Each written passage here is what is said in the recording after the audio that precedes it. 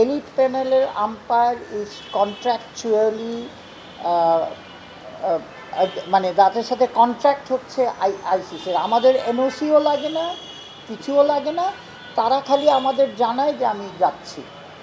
So সুতরাং এইটা ICC, between the ICC and the umpire আমাদের আইসিসি ইন্টারন্যাশনাল আম্পায়ার বলেন আর এলিট প্যানেল আম্পায়ার বলেন। দেখেন যে রাহুল গেছে, রাহুল খালি আমাদের জানিয়েছে এবং তার সাথে কন্ট্রাক্ট হচ্ছে আমাদের যে লোকাল কন্ট্রাক্টে লেখা আছে যে যখন ইন্টারন্যাশনাল তার এনগেজমেন্ট হবে তখন আমরা তাকে অটোমেটিক ছুটি দিয়ে দিব।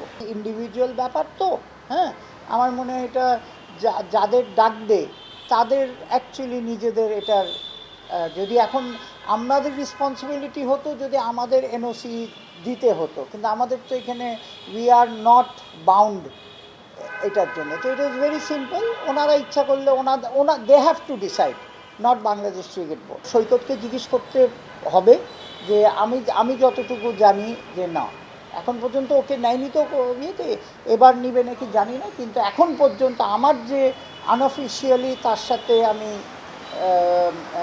কথা হয়েছে তাকে বলেনি। কিন্তু এলিট প্যানেল আম্পায়ার তো আপনি জানেন যে কোনো সময় যে কেউ কল করতে পারে।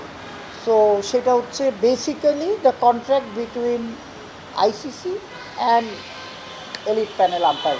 ক্রিকেট বোর্ডের এখানে কোনো এনওসি দেওয়ার কোনো অপরচুনিটি নেই।